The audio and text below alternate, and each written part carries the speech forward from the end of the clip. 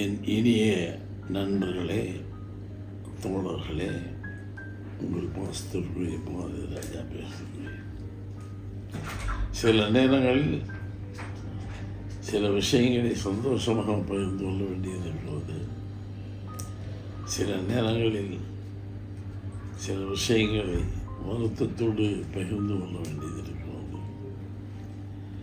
இயற்கை மனிதனை கொண்டு செல்வது நியாயம்தான். பிரயோஜனமான சில மனிதர்களை கொண்டு செல்வது என்பது கஷ்டம். என் நண்பன், அது மட்டுமல்ல, சிறந்த கலைஞன், சிறந்த மனிதாபிமானி, இன்று வரையிலும் அவன் வீட்டுக்கு சென்று பசியாரி வராதவர்கள் யாரும் கிடையாது. அத்தகைய ஒரு நல்ல கலைஞன் பல நாட்களாக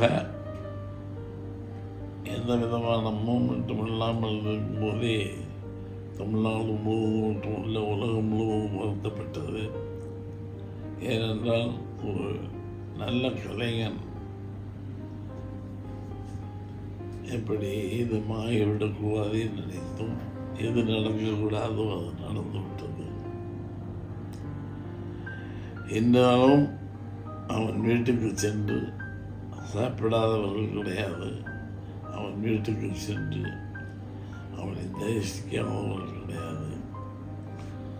நல்ல மனைவி, நல்ல பிள்ளைகள், நல்ல ரசிகர்கள். இவ்வளவு சீக்கிரமாக அவரை கடவுள் அழைத்துக் கொள்வான் நினைத்துக் கொள்ள பார்க்க முடியவில்லை.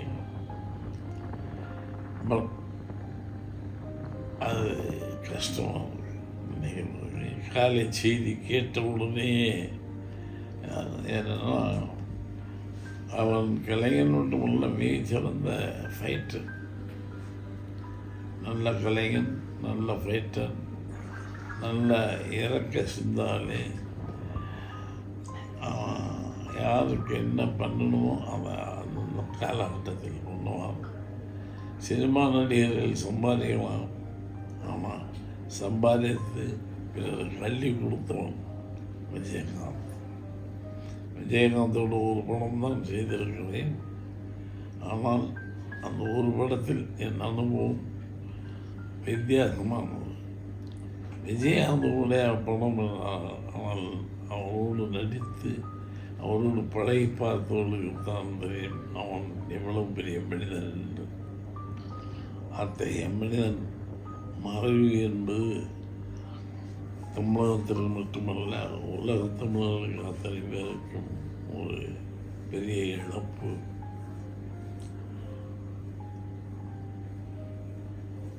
என்ன செய்வது? சில நேரங்களில் இயற்கை தவிர்க்க முடியாமல் ஒன்று.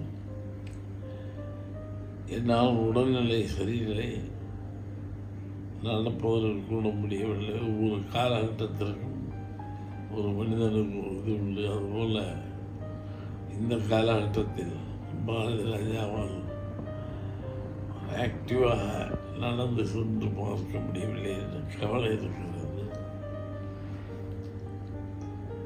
விஜயகாந்த் வெற்றிக்கொடி நாட்டியம்.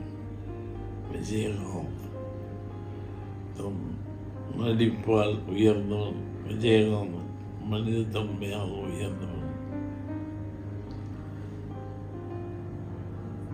அவருடைய ஆத்மா சாந்தி அடைய, அவர் குடும்பம் ஆத்மா சாந்தி அடைய நான் என்னுடைய வருத்தங்களை எல்லாம் தெரிவித்துக் கொள்கிறேன்.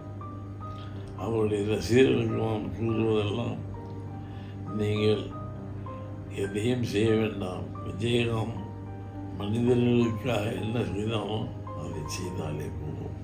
நீங்கள் அவருக்கு கொடுக்கின்ற ஆத்மாவாகும். அவர் ஆத்மா சாந்தி அடைய நான் கடவுளை பிரார்த்திக்கிறேன்.